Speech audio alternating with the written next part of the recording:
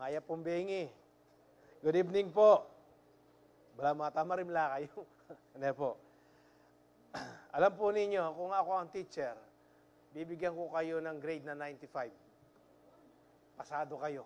Ano po? Napakasarap po kasi sa isang Kristiyano na lumalago siya sa kanyang pananampalataya. At na bibigyan niya po, without any condemnation, nasasabi ko ito, dahil sa akin po, sa aking sarili, napatunayan ko sa sarili ko kung gaano ko kamahal ang Diyos. Kahit na ano ang sitwasyon, ano man yung nangyayari sa kapaligiran mo, kayang-kaya mo pa rin ipagkaloob sa Diyos yung para sa Diyos. Kaya nga po, sa gabing ito, mapalad po tayo na narito po tayo sa bahay-sambahan ng ating Panginoon at protektado po tayo. Hindi po tayo hahayaan ng ating Panginoong Jesus. Last Sunday po, napag-aralan po natin o ating pong tinatalakay sa buong month of November na ito kung paano po yung importansya ng pagsunod. The importance of obedience. Kung babasahin po natin ang banal na kasulatan, ang Bible, from Genesis to Revelation, ang isang tema lamang po dyan, mga magulang, nararanasan po natin kung gaano po ka-importante o paano po natin binibigyan ng diin ang pagsunod sa ating mga kanya-kanyang mga anak. Kaya nga po sa Diyos din, yan din po yung kanyang hinahanap sa atin. Kung gaano po tayo sumunod sa kanyang mga pinag-uutos. Kaya the whole month of February, dahil ito po yung ating anniversary month, ang pag-uusapan po natin ay tungkol sa obedience, ang pagsunod. Kaya nga ngayon, kanina kagahapon po sa youth, sa Sabbath, first, second, third, hanggang po ngayon, fourth service po natin, ang ating po pinag-uusapan ay patungkol sa obedience. Yung importansya ng pagsunod. Last Sunday po atin napag-usapan ang obedience is the fruit of true repentance. At ngayon naman po, pag-usapan naman po natin, yung obedience leads us to spiritual growth. Obedience leads to spiritual growth. Yung pagsunod po natin, ito po yung tayo po ay nililid. Sa paglago pong spiritual. Kaya nga po, basahin natin ang Matthew chapter 7, verse 24 to 27. Anyone who listens to my teaching and follows it is wise, like a person who builds a house on solid rock. Though the rain comes in torrents and the flood waters rise and the winds beat against that house, it won't collapse because it is built on bedrock. But anyone who hears my teaching and doesn't obey, it is foolish. Like a person who builds a house on sand. When the rains and floods come and the winds beat against that house, it will collapse with a mighty crash. Tayo po'y manalangin. Ama, salamat po sa gabing ito. Nagpapasalamat po kami na kami po ay iningatan ninyo sa aming pagpunta dito. Alam po namin, Panginoon, may nagbabadyang bagyo. Subalit, kahit na sinasabi nila na ang bagyong ito ay mas malaki pa sa Pilipinas, Panginoon Jesus, kami po ay naniniwala nananampalataya. Dahil sinabi mo sa iyong mga salita, Panginoon Diyos, ang kalawakan ng iyong trono, ang earth, Panginoon Diyos, ang tuntungan ng iyong paa, ikaw ay mas malaki sa bagyo na uwan, Panginoon Diyos.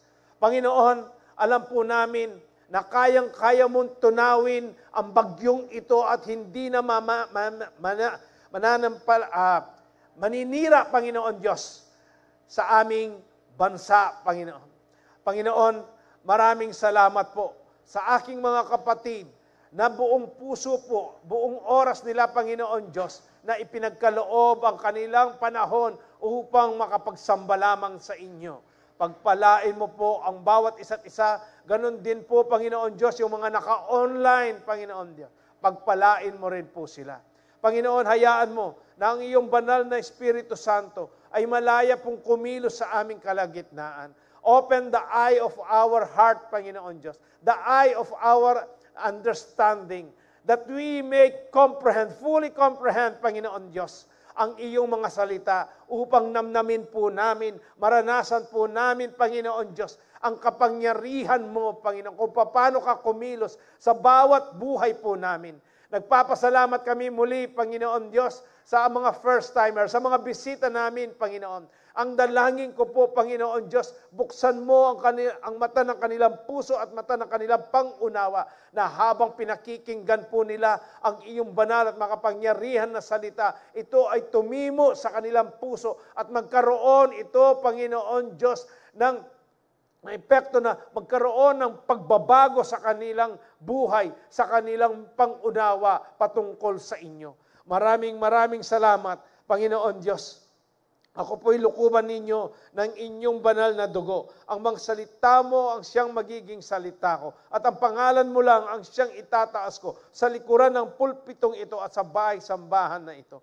Maraming salamat po, Panginoon Diyos. Salamat po.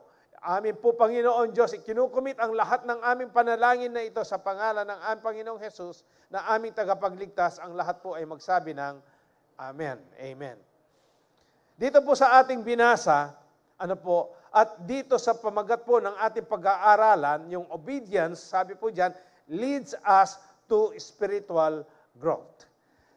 Kaya nga po dito sa Matthew chapter 7, verse 24 to 27, binigyan po tayo ng napakagandang halimbawa na salita ng Diyos. Ang sabi niya, anyone who listens to my teaching and follows it is wise.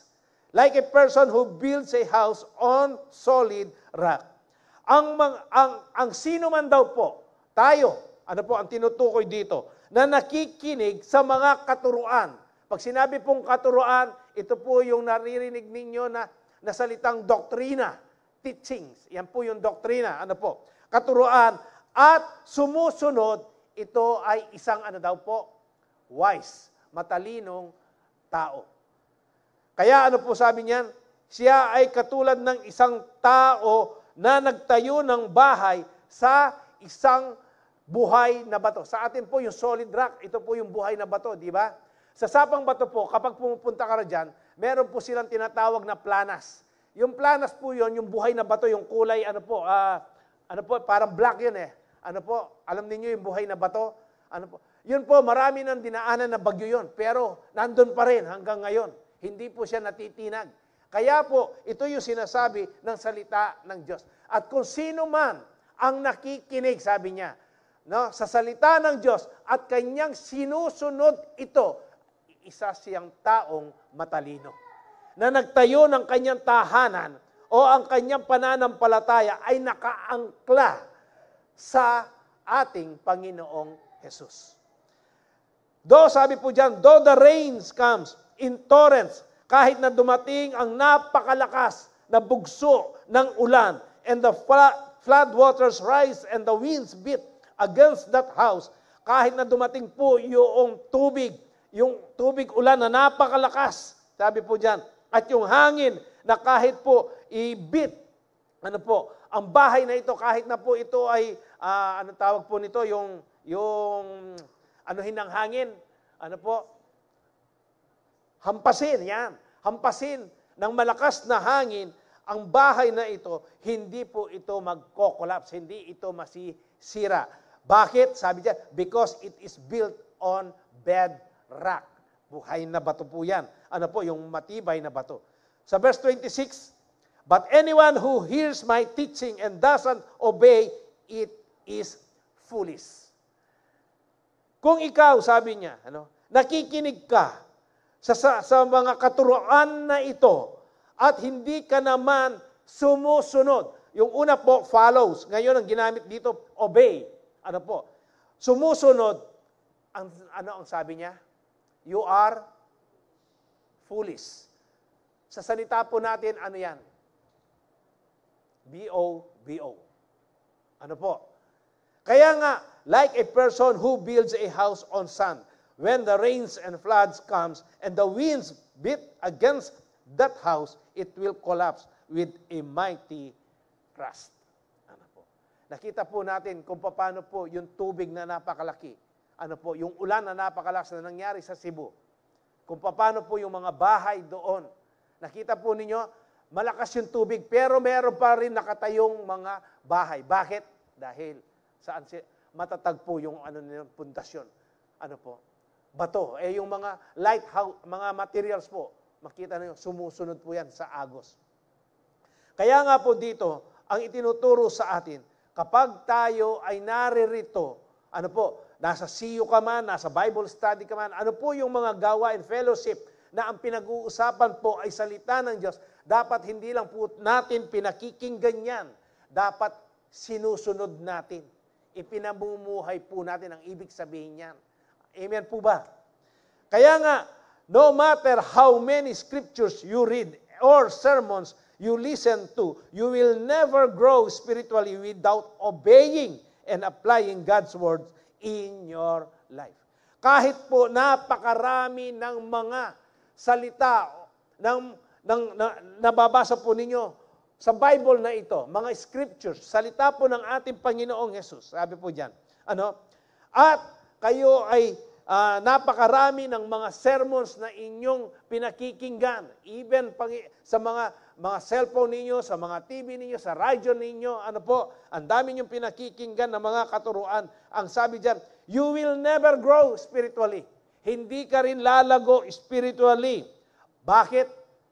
Kasi hindi ka naman sumusunod. Hindi mo naman ipinamumuhay. Hindi mo naman isinasa puso yung mga pinakikinggan o yung mga naririnig mo, mga katuruan. Kaya nga po naririto tayo, tayong lahat ay naririto para para pakinggan ang mensahe ng Diyos sa atin. Katulad po itong obedience leads to spiritual growth. Ngayon po, dapat ito po ay makita natin ngayon. Kung isa sa puso po natin, dapat isinasabuhay po natin yan. Ginagawa natin. Sinusunod po natin. Amen po ba? Kaya nga po, sabi diyan, kahit na ano pang gawin mo, na napakarami pang mga scripture ang basahin mo, pakinggan mo lahat ang mga sermons na sa alam mo ay yan ang pinakamatitindi na sermon. Kung hindi ka naman sumusunod at hindi mo ina-apply yan sa buhay mo, walang kwenta po lahat yan. Ang pinag-uusapan po dito, obedience. Ito pong pinakikinggan ninyo ngayon na salita ng Diyos, ng mensahe ng Diyos. Paano po ninyo ito binibigyan ng halaga? At paano po ninyo sinusunod ito ngayon? Pag-aralan po natin muli, laliman pa natin.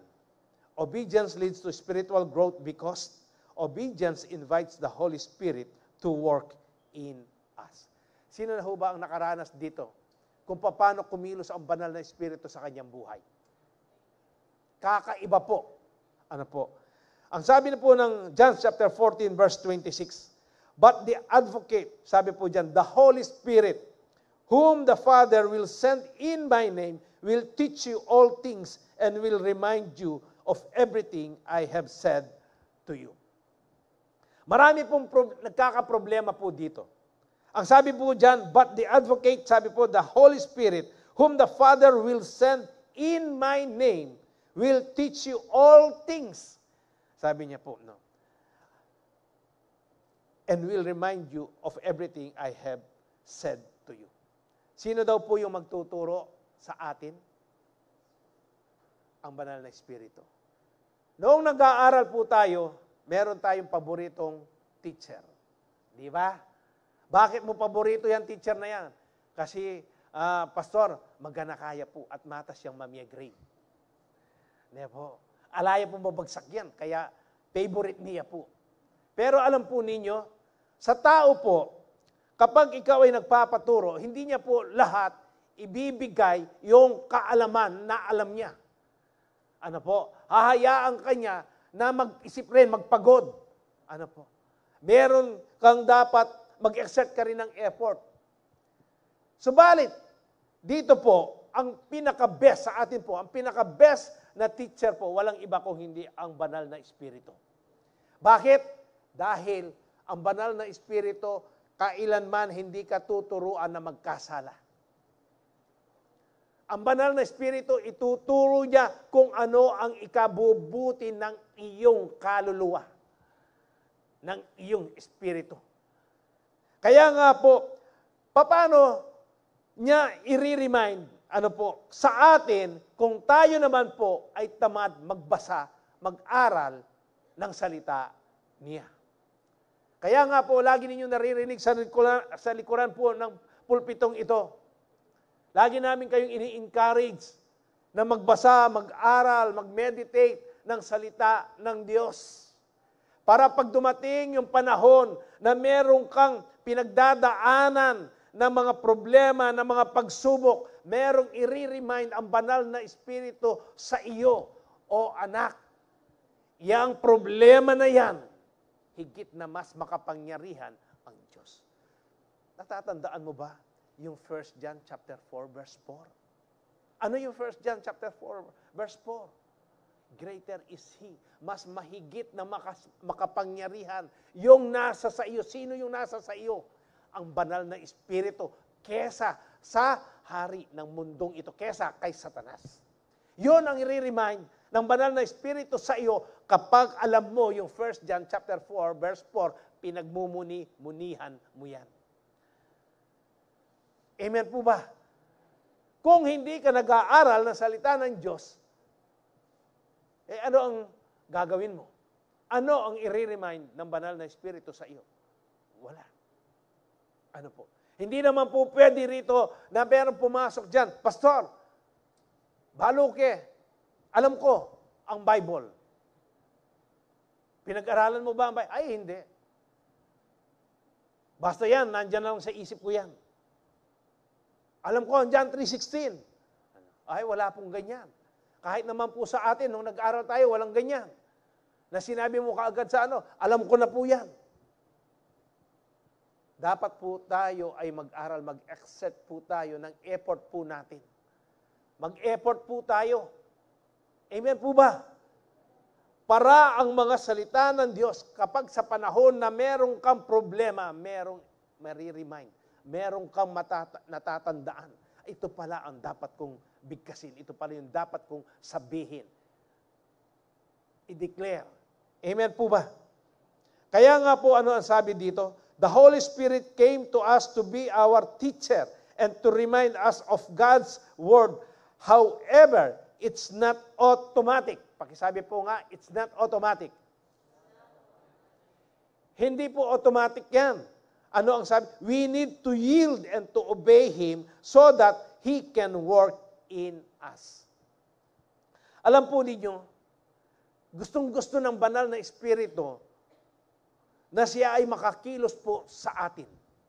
Yung kapangyarihan, yung empowerment po ng Holy Spirit, gusto po yan, maranasan po natin. Sino po yung nag-desire nito?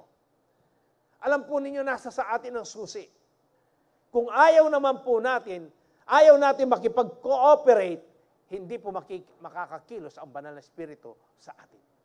Kaya nga po kailangan natin yung obedience, yung pagsunod sa kanyang mga salita upang ang banal na Espiritu, habang sumusunod ka, sinusunod mo yung mga utos po ng ating Panginoon, ang banal na Espiritu ay nakakakilos sa iyo.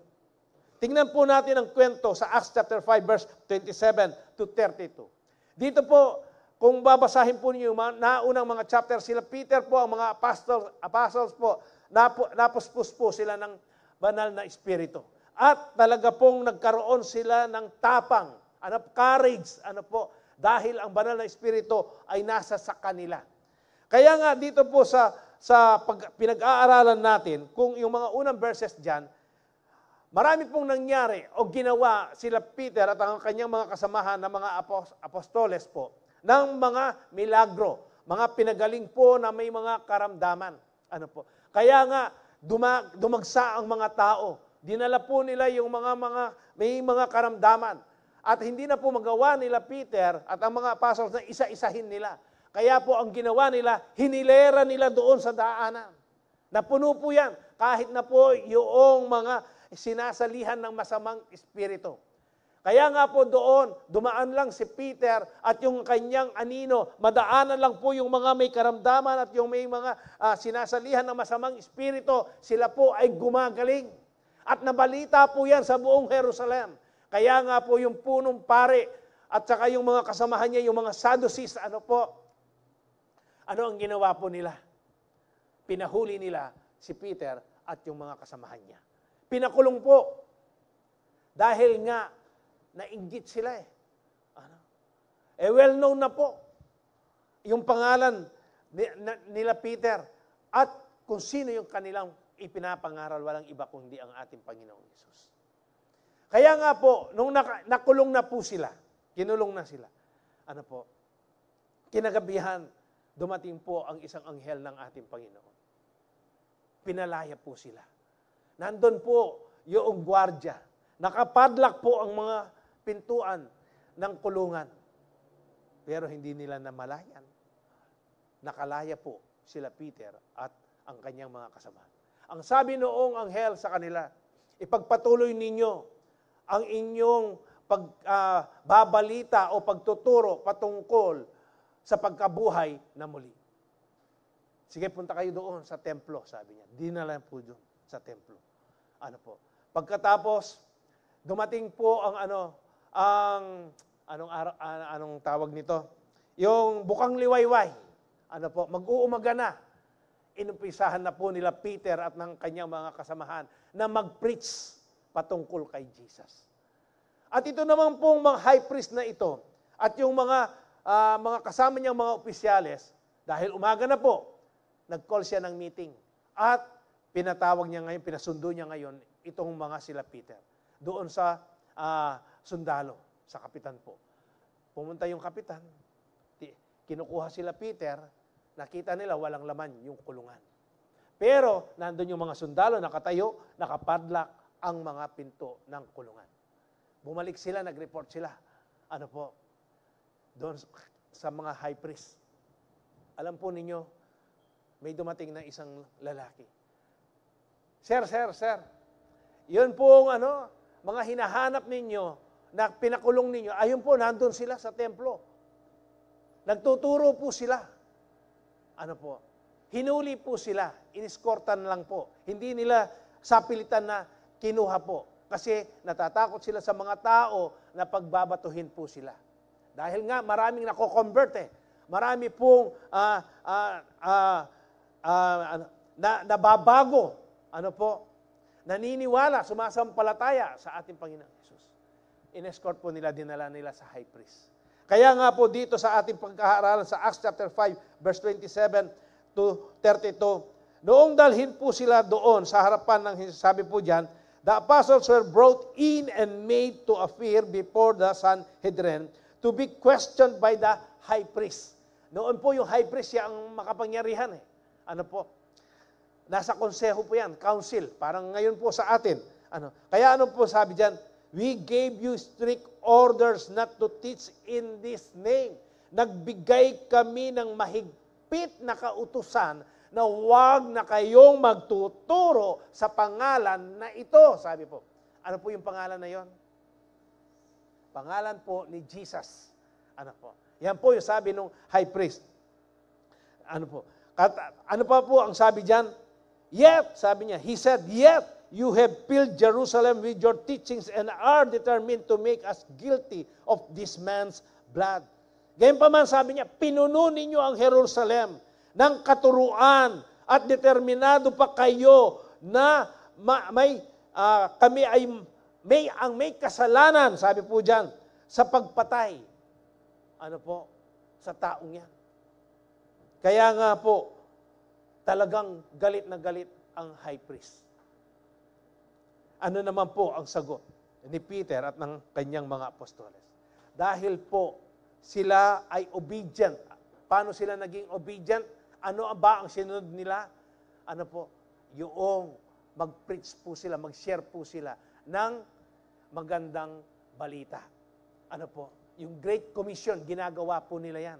Kaya marami ang naliligtas, ang nakakakilala kay Jesus. Yan ang ayaw na ayaw ng mga high priest at Sadducees, Pariseo po. Kaya nga, pinagbawalan sila. Subalit dahil nga puspos ng banal na Espiritu, sila Peter at ang kanyang mga kasamahan, at obedient po sila sa pinagagawa ng ating Panginoong Hesus. Kaya ang tapang po nila. Ano po ang sabi diyan? Peter and the other apostles replied, "We must obey God rather than human beings." Ang tapang, ano po? Kaharap nila yung mga matataas na pinuno ng Jerusalem. Bakit kaya nagawa nila yan? Dahil nga, ang banal na Espiritu ay nasa sa kanila. Meron po tayong member dito, youth. Very passionate po siya sa kanyang pananampalataya sa ating Panginoon Jesus. Nag-aaral pa po yan. Ano po? Pagkatapos, nagsishare po siya sa kanyang mga kaibigan. Una ko, konti lang, tapos ngayon, isang klase na. At dumating ang panahon, kasama pa yung teacher. Ano po? Ganyan po siya kapasyon. Ganyan po niya kamahal ang Diyos. Bakit niya nagawa yon? Dahil nga obedient siya sa pinagagawa ng salita ng Diyos. I-share mo ang mga buting balita sa mga hindi pa nakakaalam, nakakakilala sa ating Panginoong Hesus. Marami na po siyang naidala na kaluluwa para sa ating Panginoon. Yan po yung kapangyarihan ng banal na Espiritu kapag nasa sa iyo yan. Yung tapang po, katulad nila Peter po. Kaya sabi niya, we must obey God rather than human being. Tayo po, tandaan ninyo, kung tayo po ay hinihikayat sa mga rally-rally para po ibagsak ang gobyerno, hindi po tayo sasali dyan. Romans chapter 13, dapat po i-honor natin, sundin natin kung sino man niyang itinalaga ng Diyos, kahit kurap pa yan. Ano po? Kahit yung mga nakatulad na nakaupo ngayon, tayo ay magpapailalim pa rin sa kanila. Amen po ba? Pero yung tayo po ay magrebelde, ano po, para ibagsak yan, hindi po natin gagawin yan. Darating lang ang panahon na yan kapag po pinagbawal na nila yung pananambahan ng ganito, yung pag-worship natin, yung pagsishare ng salita ng Diyos, yung pananalangin po, doon lang po tayo aalma. Doon lang po tayo hindi susunod sa kanila. Mas gugustuhin po nating sundin ang pinag-uutos ng Diyos sa atin. Amen po ba? Naunawaan po ba natin? Kaya sila Peter, ganito po ang kanilang ginawa. Matapang nilang sinagot yung mga opisyales ng Jerusalem. Hindi sila natakot, hindi nila kinahiya. Kung alam din po ninyo ang kwento nila, Shadrach, Meshach, Abednego, bakit ganun sila katapang? Dahil nasa sa kanila ang Diyos. Ano po? Kaya nga po sa atin, dapat po maging obedient po tayo. Alam niyo hindi naman po tayo pababayaan ng Diyos. Pastor, ala akong balong sabyan. O di, mahus ka king ginumo, king ginuta mo. Lord, nano po'y sabyang ko. Dinan mo kong tapang. Kaya nga po yung 1 Timothy, tama po na, 1:7, God has not given us the spirit of timidity. Ano po? Ano ba yung pinagkaloob niya sa atin? Yung ano, power, love, and self-discipline. Sound, ano po? Mind, ano po? Kaya yan po yung pinagkaloob ng ating Panginoon po sa atin. Kaya nga, ako rin po naranasan ko ito. Nung nagtuturo rin po ako ng kapulisan, ano po, natural, kapag kapulisan, ang kaharap mo, meron pong ano yan meron kang takot din. Ano po, yung bang nag-aalangan ka na yung pananalita mo dapat hindi sila masyadong masaktan. Ano po. Pero dumating po sa panahon na kami po ay ang pinag-uusapan namin tungkol sa pamilya. Na-share ko na po ito. Pagkatapos, yung mga ginagawa po, dahil sabi ko nga, hindi ba ang mga kapulisan balita sa pambababae? Pastor, noong pong impale, yan pong ang palay, ang lumalapit na sa manok. Sabi ko, Holy Spirit, ano po yung isasagot ko dito? Bigyan mo po ako ng wisdom.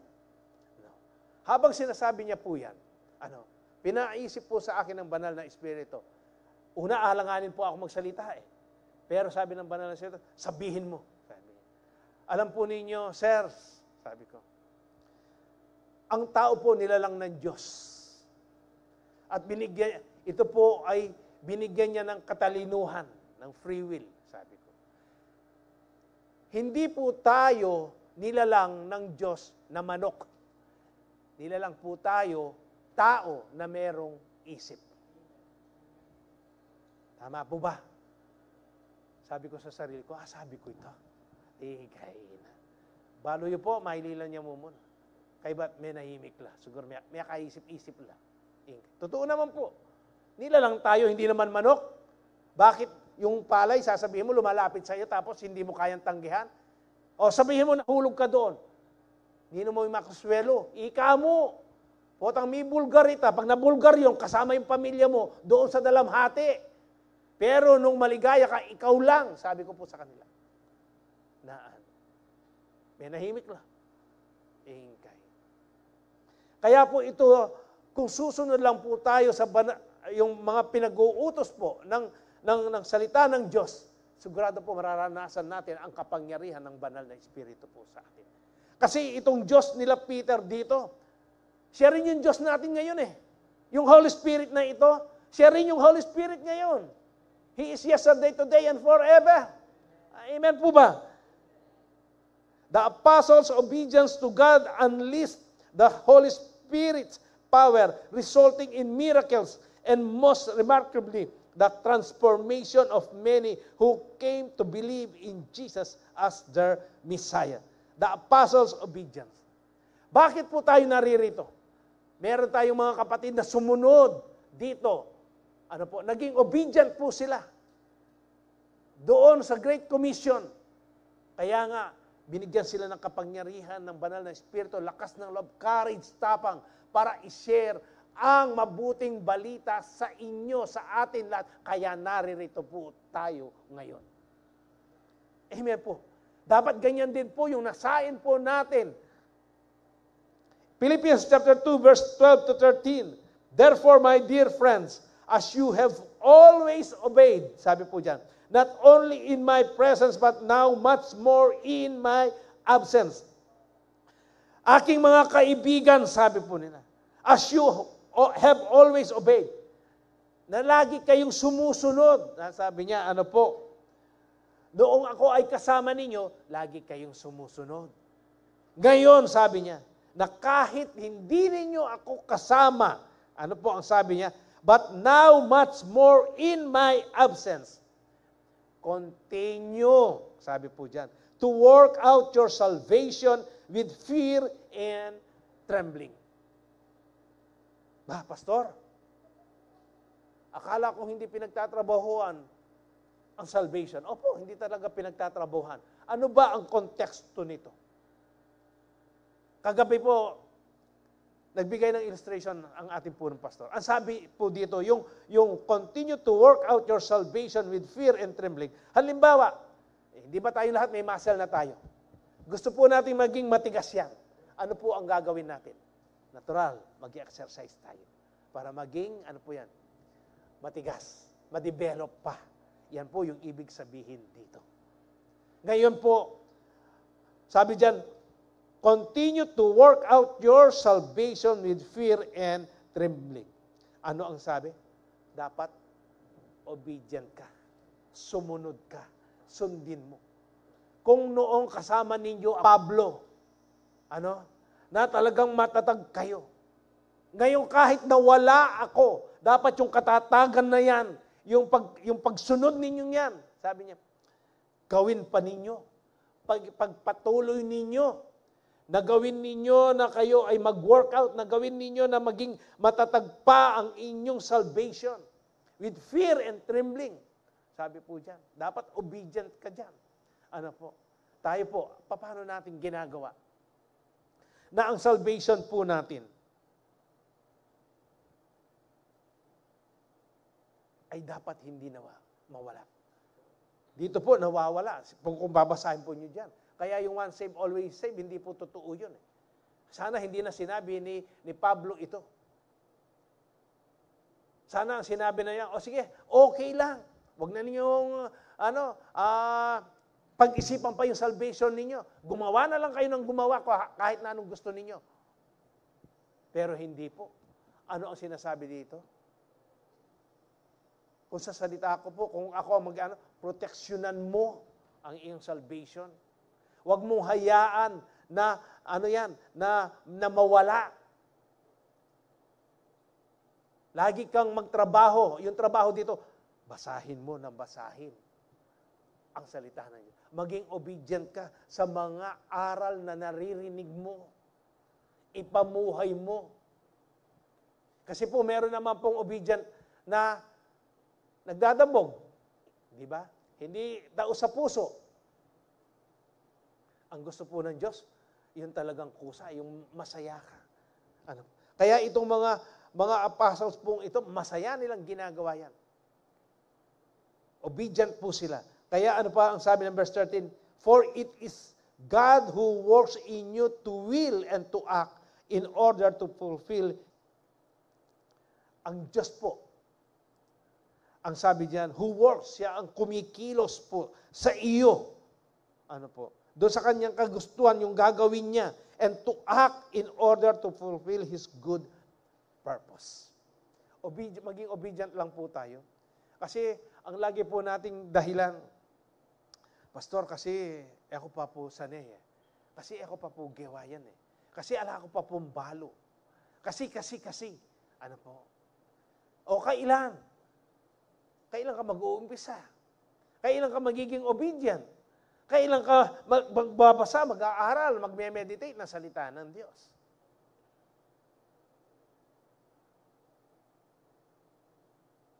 Nakikita na po natin kung ano ang nangyayari sa kapaligiran po natin. Hindi na po basta-basta yan. Kaya nga sabi sa Matthew po, kapag yan ay nakikita na ninyo, yung mga palatandaan na yan, parang isang babae na buntis na malapit ng mga anak yan, sumasakit-sakit na po yung tiyan niya. Yan ang nangyayari ngayon sa kapaligiran po natin. Kaya nga po, malapit nang dumating ang ating. Kailan pa kaya tayo maging obedient? Kailan pa natin nasaing yung kilos ng banal na Espiritu, yung empowerment ng banal na Espiritu po sa buhay po natin? Nakatulad po nila Peter at ng mga apostles. Our salvation grows as we continually choose to obey God. Naranasan ho ba ninyo ito? Kapag patuloy mong sinusunod, pag sinabing sumusunod ka, ipinamumuhay mo, ginagawa mo sa buhay mo. Katulad nung pag napag-aralan mo, nabasa mo, na kailangan palang maging mapagpatawad ka. Pinakikinggan mo lang yan at hindi mo ipinamumuhay. Paano ka mag-grow ngayon? Paano mo mararanasan yung kilos ng banal na Espiritu sa iyo? Hindi ba kapag nakakasunod po tayo sa pinagagawa ng salita ng Diyos, ng banal na Espiritu, nararanasan mo yung kapangyarihan ng banal na Espiritu sa iyo, na nagtatagumpay ka? Sabi ko, gawa ko ini. O tahalugurang kining kapatid ko ngayon eh. Dati ako makanyan eh. Bakit nagawa mo yan? Nag-obey ka kasi eh. Sumunod ka. Gusto niyo maranasan ba yung kapangyarihan ng banal na Espiritu? O maging obedient po tayo? Amen po ba? Choose to obey God. Pangalawa po, obedience leads to spiritual growth because obedience allows us to experience God's grace. Obedience allows us to experience God's grace. 1 Corinthians chapter 15, verse 10. But by grace of God, I am what I am. Sabi po dyan. And His grace to me was not without effect. No, I work harder than all of them. Yet not I, but the grace of God that was with me. Bakit kaya nasabi po ni Apostle Paul ito? By the grace of God, I am what I am. Alam po ninyo dito sa kwento ito, kung babasahin po ninyo yung unang mga versikulo, si Paul po dito, yung kwento po dito,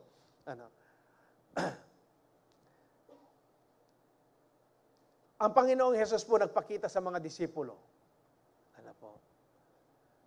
sa mga 500, kay Peter, at sa kanya, kay Santiago at sa kanya. At dito po, sabi niya, hindi man ako dapat na tawagin na apostol. Dahil nga, bakit? Kasi siya ang nag-uusig noon sa mga Kristiyano. Pinapapatay niya yan eh. Kaya nung maranasan niya po yung biyaya ng Diyos sa kanyang buhay, talagang hindi niya po sukat akalain na ang isang Diyos ay mamahalin pa siya o pararanas sa kanya yung biyaya ng Diyos sa kanya. Kaya dito ang sinabi niya, but the grace of God, I am what I am. Dahil lamang sa biyaya ng Diyos kung ano ako ngayon, sabi niya. Ano ang sabi niya? And His grace to me was not without effect. At yung biyaya ng Diyos, ito ay hindi yung walang nangyari sa akin. Ano ba ang nangyari kay Apostol Pablo? Nung maranasan niya yung biyaya ng Diyos, hindi ba nabago siya? Naging matapang siya?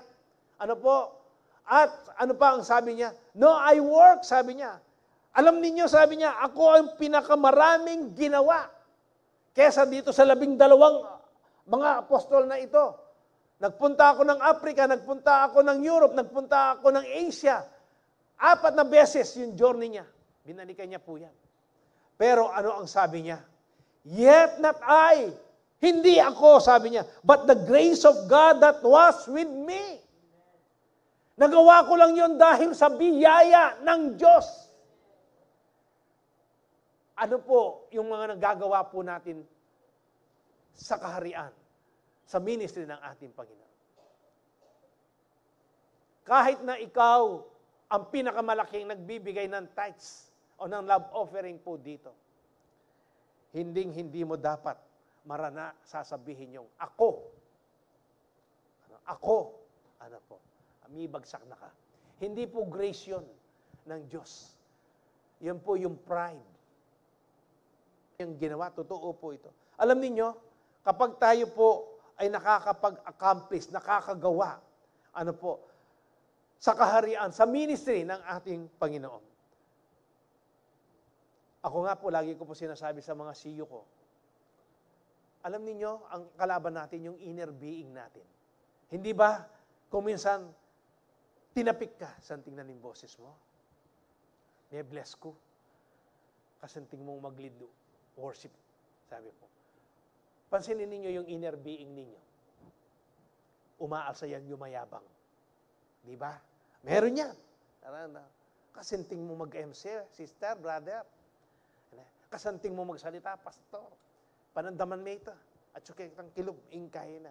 Alam po nyo, dapat yun isuppress mo i-rebuke mo na. Si Paul, nagawa niya po yun. Kaya nasabi niya, not I, hindi ako, sabi niya. But the grace of God that was with me. Yun lang po. Na-experience niya. Yung grace ng atin. Bakit? Sumunod na naman siya eh. Ang pinag-usapan dito yung obedience eh. Sumunod po.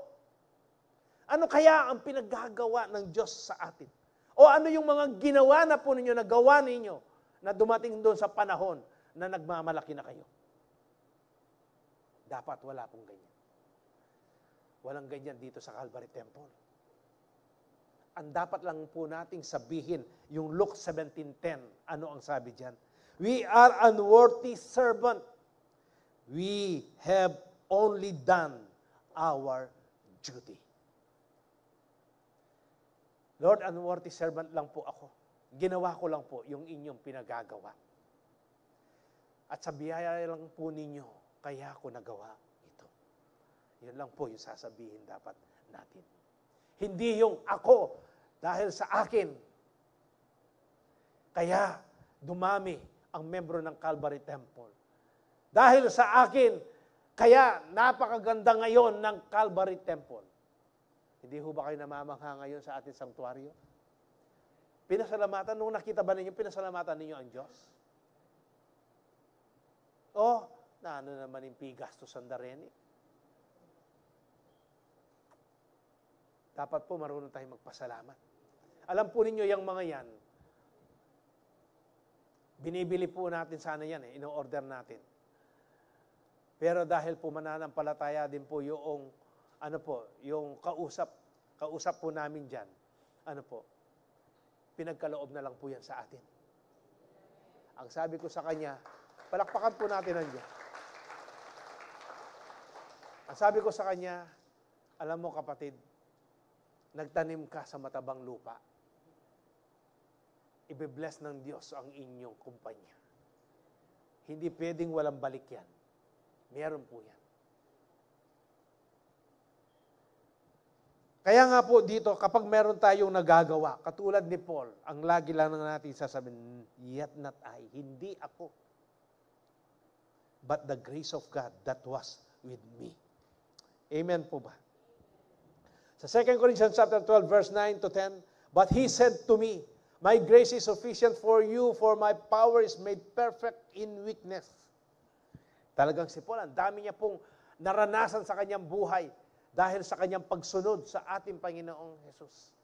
Naranasan niya na naman itong biyaya ng Diyos.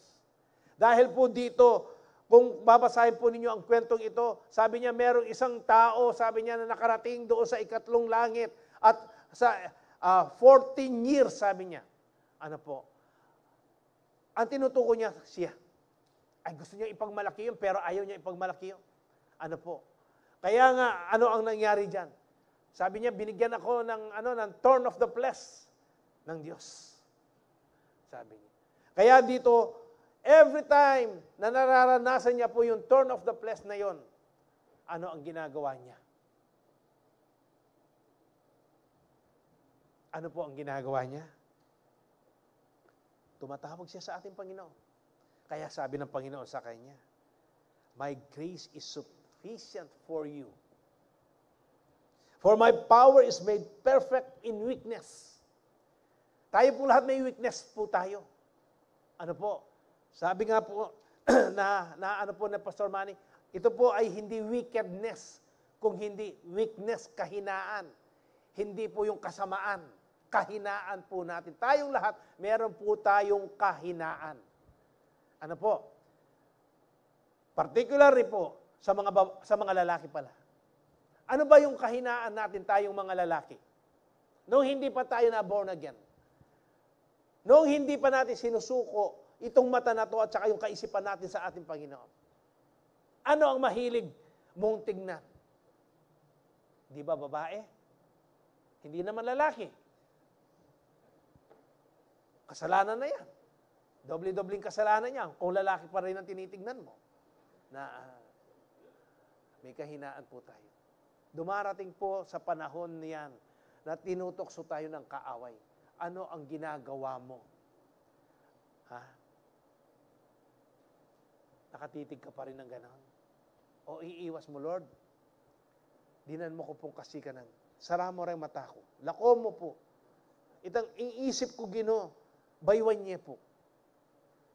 Para ining akakit ko nga ini, eko na po i-meditate. Ala na akong gana na pala sa kanina. At dito mo rin mararanasan yung grace ng ating Panginoon. Bakit mo napapagtagumpayan ngayon yan? Yung init ng ulo ko, yung mga nagdadrive. Yung mga init ng ulo. Ako po, mainit ang ulo ko.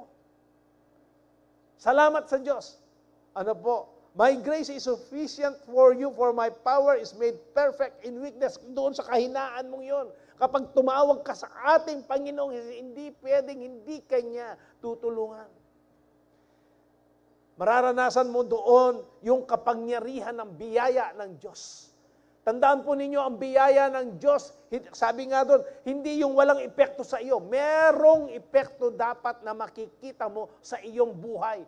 Na yung init ng ulo mo na yon, ngayon, wala na yan. Dahil nga doon sa grace, sa biyaya ng Diyos.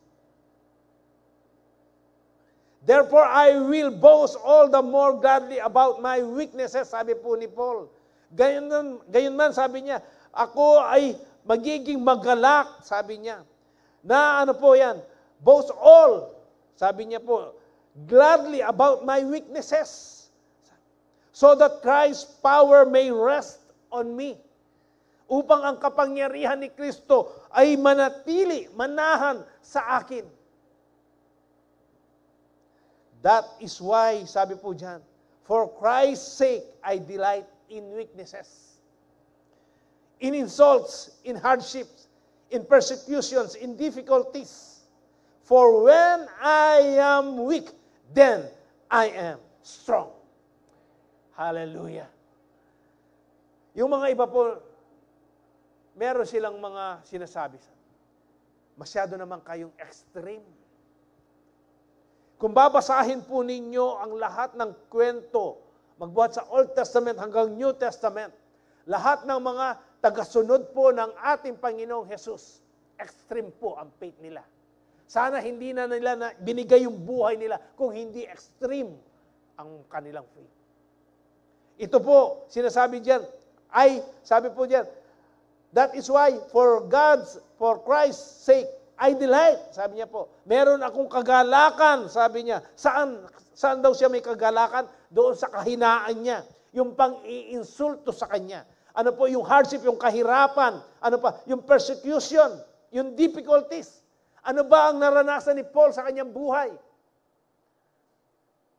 Ilang beses ba siya naranasan niya yung shipwreck, yung nasiraan siya ng barko, ilang araw siya sa tubig na paggato-gato. Natuka siya ng poisonous na ahas. Ilan niyang beses natikman yung 39 lasses, dinaig niya pa ang ating Panginoong Yesus. Ano ba? Ano po? Binit po siya. Pinalo siya. Hindi ko po alam kung may yantok na noon. Ano po? Binugbog siya. Pinatay pa. May balak pa. Pinalahuhan pa po siya na patayin. Pero, ano ang sabi ni Paul ng Diyos sa kanya? My grace is sufficient for you, for my power is made perfect in weaknesses. Kaya nasabi ni Paul, for when I am weak, then I am strong. Hallelujah. Ang sarap po nito. Yung bang wala ka nang magawa, hinang-hina ka na. Pagkatapos, tatawag ka sa ating Panginoon. Ano po? Mararanasan mo yung biyaya niya. Na-experience mo yung biyaya niya. Bakit? Sumunod ka kasi sa Kanya. Hindi ka nagsalita, nakubisa. Maging born again, kasakit pala. In born again.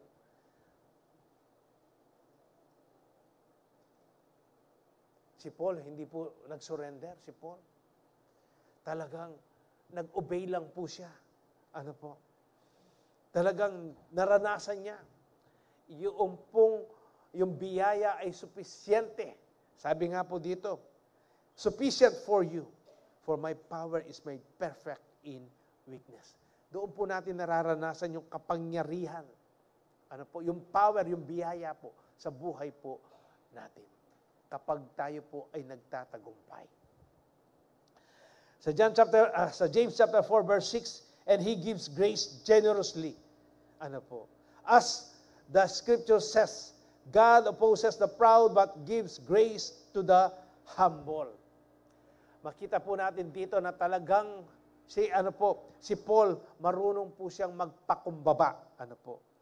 Kaya Kapampangan, sabi po diyan, lagi po na ni Pastor Manny ito, in Diyos, sabi, buriren kay deng paratot. Yan po.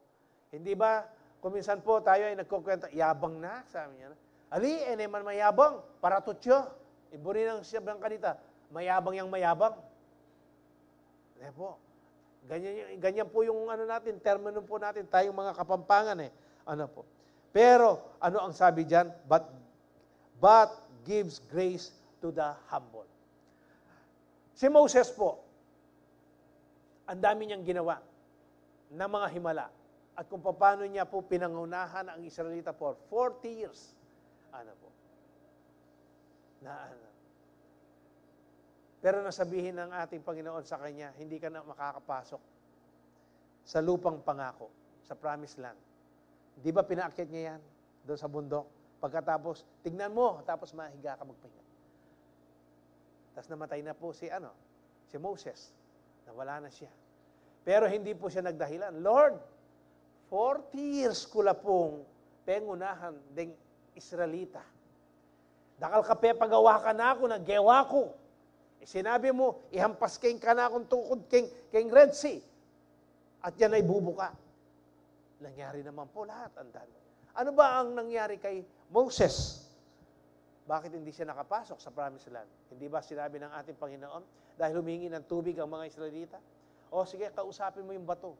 Pero sa sobrang tigas ng mga ulo ng mga Israelita, nahampas niya yung bato. Pero tumulo naman, umagos po yung mineral water, nakainom naman po. Yun ang isa niya. Pero tinawag pa rin siyang the meekest man. Si Paul, ang dami niyang nagawa, pero naging mapagpakumbaba po siya. Kapag humble ka, ang ibig sabihin, marunong ka magpasubmit, magpailalim, magpasakop. Hindi yung, lagang kupen, makukuken, nung nano pangagawa na rin. Hindi po ganun. Ang grace, tandaan po, ang biyaya ng Diyos, kapag natanggap ng isang tao yan na naranasan niya, siguradong malaking pagbabago ang mangyayari sa kanya. Yan po yung biyaya ng Diyos sa atin. Disobedience is rooted in pride. While obedience reflects humility before the Lord, and it's in humility that we receive more of His grace. Disobedience is rooted in pride. Kapag disobedient ka, ayan po, ma-pride ka. Kaya kabisan tutuki. O himburi mo ika. Ayan po. Pero ano sabi? While obedience reflects humility before the Lord, and it's that we receive more of His grace. Last po, obedience leads to spiritual growth because obedience helps us to know Jesus more deeply. Amen po ba? Obedience helps us to know Jesus more deeply. In 2 Peter chapter 3 verse 17-18. Therefore, sabi po ni Pedro, therefore, dear friends, since you have been forewarned, kayo ay binalaan na nung una pa. Sabi po, be on your guard so that you may not be carried away by the error of the lawless and fall from your secure position. But grow in the grace and knowledge of our Lord and Savior, Jesus Christ. Ano po ang sabi? In the grace, ano po dyan? And knowledge of our Lord and Savior, Jesus Christ. Grow in the grace. Grow in the grace. Grow in the knowledge. Paano ka mag-grow kung hindi mo naman binubuksan ang Bible mo? Kung hindi ka nagme-meditate. Kung wala kang fellowship. Hindi ka nagsisiyo. Hindi ka nagba-Bible sa. Hindi ka nag-a-attend ng prayer meeting. Paano ka mag-grow? At sabi po dyan, grow. Para hindi ka mawala doon sa secure position mo, yung salvation mo. Hindi mawala. Ang dami pong katuruan ngayon kung pakikinggan ninyo. Ano po, ang gagandang magsalita. Ang gagaling magsalita po. Pero, pine-pervert po nila. Kaya nga, paano mo madidiscern na yung isang nagsasalita, na itinuturo niya ay salita ng Diyos, paano mo madidiscern na pine-pervert niya yan? Kung hindi ka nagbabasa ng salita ng Diyos. At kung hindi ka nag-o-obey sa Kanya. Kapag nag-o-obey ka po, alam po niyo yung obedience, ito yung magpo-protekta sa iyo. Kapag obedient ka, pinag-aaralan mo lagi ang salita ng Diyos. Kaya nga kapag nakikinig ka, mali yun eh. Nadidiscern mo kaagad. Hindi ganyan yun sa Bible eh. Kasi po, ang final authority natin, ang Bible. Amen po ba? Pag nakikinig ka ng mga nagtuturo, dapat ibase mo kung ano yung sinasabi niya. Kung Bible yan, kung anong scripture, dapat tignan mo dito sa Bible. Hindi yung nakikinig ka lang. More deeply. Kaya nga, ang sabi, grow in the grace and knowledge of our Lord and Savior Jesus Christ. To Him be glory both now and forever. Amen. Ang dami po ng mga kwento po sa ano, no? Sa Bible. Kung paano po nire-remind tayo, paano tayo ay maging secure, paano po tayo ay mag-grow, paano tayo ay maging matatag sa ating pananampalataya. Ito po pinag-aaralan natin yung obedience help us to know Jesus more deeply. Sa akin po, sa experience ko, ito. Paulit-ulit ko po sinasabi ngayon. Ano yung obedience? Ano yung dapat po natin gawin para makilala natin ang ating Panginoong Hesukristo? Na malaliman. Kahapon po, meron po ako nabuksan na bagong Bible study sa amin. Paano mo nga kakilala na lubusan ang ating Panginoong Hesus? Ano yung relasyon mo sa Kanya? Kapag ang isang tao obedient, ano po? At lagi niyang kasama ang isang tao, nakikilala niya po yan. Even yung boses, alam niya. Kilala niya ang boses. Kaya nga po dito, sinasabi, lumago kayo sa biyaya at sa kaalaman, sa karunungan ng ating Panginoong Hesus na ating tagapagligtas. Amen po ba? Kaya nakikita po ninyo, napapansin ninyo, bakit yung mga iba, tayo po lahat sa salvation, parehas po yung grace. Pero bakit mapapansin mo, bakit ito? Yung biyaya nito, yung nakikita mo sa kanya kung paano siya lumalago sa kanyang spiritual na kalagayan sa ating Panginoon. Bakit mas maunlad siya sa iyo? Ba't mas marami siyang nararanasan? Bakit? Obedient po siya eh. Sinusunod niya, ipinamumuhay niya, ginagawa niya. Hindi lang po siya nakikinig. Literal, ginagawa niya. Nagbibigay po siya ng panahon sa ating Panginoon. Kaya nga ang sabi ng John chapter 8 verse 31, 32. To the Jews who had believed him, Jesus said, "If you hold to my teaching, you are really my disciples. Then you will know the truth, and the truth will set you free." If you hold to my teachings. Sumagi po sa akin kanina, habang ako minemeditate ko po ito. Hindi ba yung Matthew chapter 6, verse 33, karamihan sa atin, alam po natin yan, favorite po natin na verse. Ano ba yung Matthew chapter 6, verse 33? Seek ye first the kingdom and His righteousness. Paano mo sinisik ang kingdom? Paano mo sinisik yung righteousness niya? Babalik na naman tayo dito sa Bible. Kaya, ano ang ginagawa mo pagkagising mo? Inuuna mo ba ang Diyos o yung cellphone mo? Nagme-meditate ka ba ng salita niya? Kapag ginagawa mo yung sinisik mong first, yung kanyang, yung kingdom niya, yung righteousness niya, napapansin mo sa sarili mo, magaan, may kapayapaan. Yung mga ginagawa mo, na-accomplish na nangyayari. Meron kang hinihiling sa ating Panginoon, unti-unti nabibigyan ng kasagutan. Ito po yung na-experience mo ng malaliman kung sino si Jesus dahil nga sinusunod mo, ginagawa mo, sinisik mo, hinahanap mo muna yung kanyang kaharian, yung kanyang katuwiran. Pagkagising mo, inuuna mo siya. Kaya ngayon nararanasan mo kung sino si Jesus sa buhay mo. Nag-u-obey ka kasi. Sinusunod mo kasi yung Matthew chapter 6, verse 33 na yan. Nakuha po ninyo?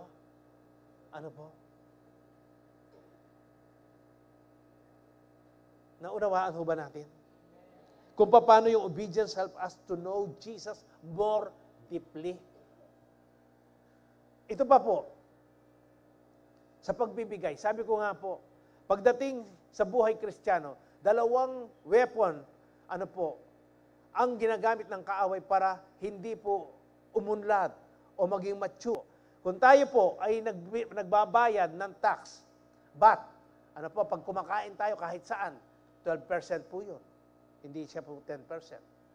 12%. pagdating sa ating Panginoon, pag sinabing generous giving, marami po yung ating kalooban, pinipigilan tayo na maranasan natin kung sino talaga si Jesus, kung ano yung biyaya ni Jesus. Pero marami po din sa atin, nasubukan na natin, nagbigay po tayo. Generous, na merong kagalakan sa puso po natin. Naranasan natin kung paano kumilos, kung paano mo nakikilala ang ating pagdating sa pinansyal. Lord, meron po akong pangangailangan. Naranasan ko na po yan Lately lang po. Sabi ng Lord sa akin, kasi po ako, pag nakatanggap po ako ng blessing, either po, Saturday o Sunday ko, binibigay po yan, yung aking tithes, at saka yung offering ko. Po yun? Monday o Tuesday. Sabi ng Holy Spirit sa akin, bigay mo na. Ipagkaloob mo na yung tithes mo, yung offering mo. Mumuna, ako pa mo bisa. Yung kainan. Akala kung gusto mong maranasan. Sabi. Ang madaling salita, binigay ko po. Alam po niyo kinabukasan kung ano yung hinihingi ko nandyan. Pagkatapos, sunod-sunod na po yan. Bigay mo na, Sabado na, wag mo nang hintayin yung Linggo. Binigay ko na naman po. Kinabukasan, meron na naman. Bigay mo na naman. Sabi sa akin, sinunod ko po. Ito po yung sinasabi yung obedience. Help us to know Jesus more deeply. Nararanasan mo ngayon, doon sa yung pagbibigay na yan, na hirap ka, pero pag sumunod ka, nararanasan mo yung kapangyarihan ng Diyos sa iyo. Nakikilala mo siya, na totoo pala, na siya ang magpo-provide ng lahat ng pangangailangan mo. Ang kailangan mo lang sumunod. Bakit mabigat sa atin? Pag sinabing magbigay po tayo. Pero gusto mo maranasan yung blessing. Bakit ang hirap sumunod? Kasi ayaw mo namang gawin Kaya mahirap kaya mabigat Kaya nga, sabi po sa 1 John, kung hindi pa ako nagkakamali, 5:2 ba yun? 1 John 5:2, na the commandments of God, sabi niya po, Lord, is not burdensome. Ang mga utos ng Diyos ay hindi pabigat. Bakit lang nagiging mabigat siya? Kasi ayaw lang natin sumunod. Pag sumunod ka, magaan yan. At dyan mo mararanasan na malaliman kung sino si Jesus, kung paano, kumilos ang Diyos kapag ikaw ay sumunod. John chapter 14, verse 23, Jesus replied, anyone who loves me will obey my teachings. Sino po ang nagmamahal sa Diyos? Dapat obey my teachings. Kung sino yung nagmamahal. My Father will love them, sabi pa dyan, and we will come to them and make our home with them. Kapag ang Diyos po, yung nasa tahanan ka na, yung nararamdaman mo yung presensya ng ating Panginoon sa bahay mo, kung obedient ka, payapa doon Tapos nararanasan mo, nakikilala ninyo, kung paano kumikilos ang ating sa lahat ng aspeto ng buhay mo. Yan po ang Diyos. Mararanasan po natin. Kaya lang natin hindi nararanasan, ayaw pa kasi natin, kaya nagiging pabigat sa atin.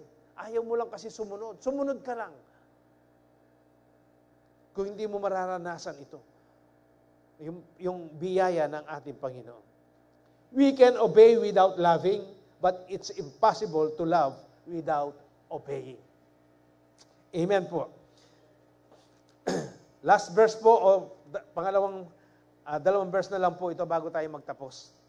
Sa 1 John chapter 2, verse 3 and 5, and we can be sure that we know Him if we obey His commandments. We can be sure that we know Him kung we obey His commandments. We can be sure to know Him. Sigurado po na makikilala natin si Jesus Kung, sabi po dyan, susunod tayo sa kanyang mga inuutos. If someone claims, I know God, sabi po dyan, but doesn't obey God's commandments, that person is, ano daw po siya? Sinungaling. Liar. Sinasabi po ba natin? Kilala ko ang Diyos eh. Alam ko si Jesus eh. Pero hindi ka naman sumusunod sa kanyang mga pinag-uutos. Ano po? Ikaw ay isang sinungaling. Sa matinding salita pa, ikaw ay isang hipokrito. Yan po yung salita ng Diyos. Ano pa ang sabi? And is not living in the truth. At hindi siya namumuhay sa katotohanan. Sinungaling na siya, hindi pa siya namumuhay sa katotohanan. But those, verse 5, but those who obey God's word truly show how completely they love Him. Amen po ba? But those who obey, doon sa mga sumusunod sa Diyos, ano po, sa kanyang mga salita, sabi niya, ano po, truly show, totoong pinakikita nila na gaano, ano po yun, kakompleto ang kanilang pagmamahal kay Jesus. That is how we know we are living in Him. Kaya ganyan po natin masasabi, makikita na, alam po natin na tayo ay namumuhay, kanino? Kay Kristo. Kapag sinusunod po natin ang kanyang mga utos. Obedience is key to growing in God's grace and knowledge and to developing a deeper trust and understanding of Him. Obedience is key to growing in God's grace. Yung pong pagsunod, ito po yung susi para tayo ay lumago, ano po, sa biyaya ng Diyos at sa kaalaman, sa karunungan. And to developing a deeper para po, ano, maging malalim pa tayo, ano po, sa pagtitiwala at sa pag-unawa, karunungan kay Kristo sa Kanya. Amen po ba? Naunawaan po ba natin kung gaano po ka-importante ang obedience? Kung ano po yung nagagawa niyan sa buhay po natin bilang tayo mananampalataya po. Tayo po'y mag-review na obedience leads to spiritual growth. Obedience invites the Holy Spirit to work in us. Obedience allows us to experience God's grace.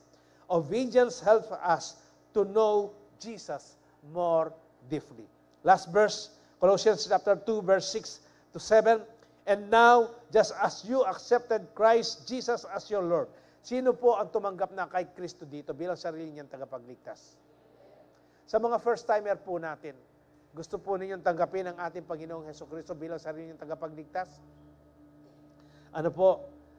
Meron po akong babasahin na 2 verse po mamaya sa inyo. Napakagaan lang po ng pamamaraan ng Diyos para tanggapin mo siya bilang Panginoon mo at tagapagligtas mo. Hindi mo na pahihirapan pa yung sarili mo. Tapusin ko lang po itong verse na ito.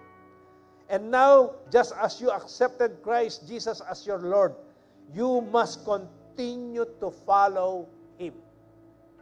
Kung tinanggap mo ang ating Panginoong Hesukristo bilang tagapagligtas mo, Panginoon ng buhay mo, kailangan, sabi po, you must, kailangan na ikaw ay magpatuloy na, sundin mo si Kristo, ang ating Panginoon. Patuloy, hindi po sinasabi, ngayon linggo, susundin mo siya, bukas, hindi, sa Martes, susundin mo, sa Miyerkules, hindi. Ang ibig sabihin, patuloy, nagpapatuloy, consistent. Amen po ba? Kaya po, ano po ang sabi dito? Let your roots grow down into Him. Yung ugat po natin, yung ating pananampalataya, yung pagkakilala natin sa ating Panginoon, dapat mag-ugat ito ng malalim sa Kanya. And let your lives be built on Him.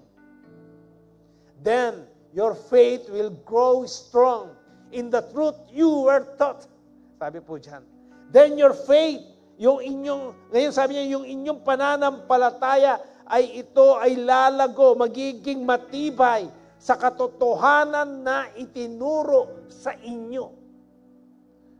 And you will overflow with thankfulness.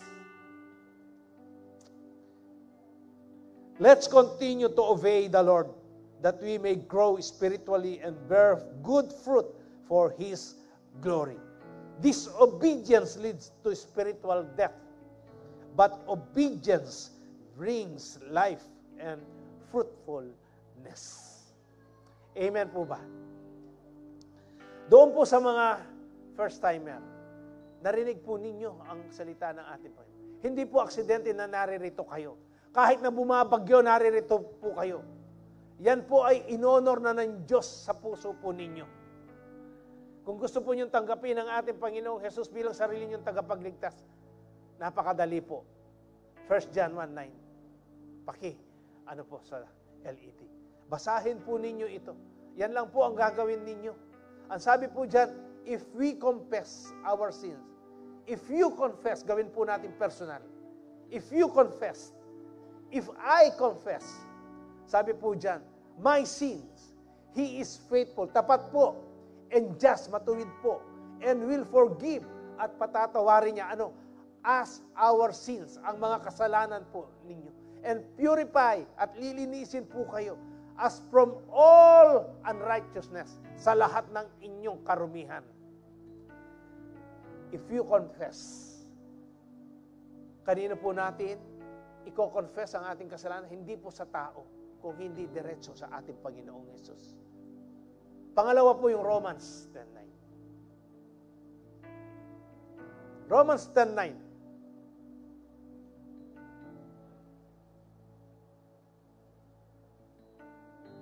Ano po ang nakasulat dyan? If you declare, sabi po dyan, with your mouth, Jesus is Lord. Kung sasabihin mo, bibigkasin mo, lalabas sa iyong bibig na si Jesus ay Diyos, and believe in your heart at maniwala ka sa iyong puso that God na ang Diyos raised Him from the dead, binuhay siya muli sa mga patay, you will be saved. Ikaw ay maliligtas. Yan lang po ang dapat ninyong gawin, mga kapatid. Kung gusto po ninyong tanggapin ang ating Panginoong Hesukristo bilang sarili ninyong tagapagligtas sa gabing ito. Meron pa akong laging sinasabing quotation, life is not a series of chances, it is a series of choices. Ngayon po narinig ninyo ang salita ng Diyos. First timer, narinig po ninyo. Ang dalawang verse na binasa ko po, it is your choice now. Hindi po sapilitan ito. It is your choice. God has given you free will po. Binigyan po kayo ng free will ng Diyos. Na, ang gusto lang po ng Diyos, madama ninyo yung pagmamahal niya sa inyo. Kung gaano po kayo kamahal ng ating Panginoon. Kaya kayo ay naririto. Wala pong aksidente yan. Kahit na bumabagyo, naririto kayo. Inonor na po ng Diyos ang pagpunta po ninyo dito. Amen po. Tayo pong lahat ay tumayo. Tayo po ay tatanggap ng banal na hapunan at habang tayo po ay pinagsisilbahan ng ating mga communion ushers at tayo po ay inaawitan ng ating mga worship team. Saliksikin po natin ang ating mga puso. Tingnan po natin. Obedient ba tayo?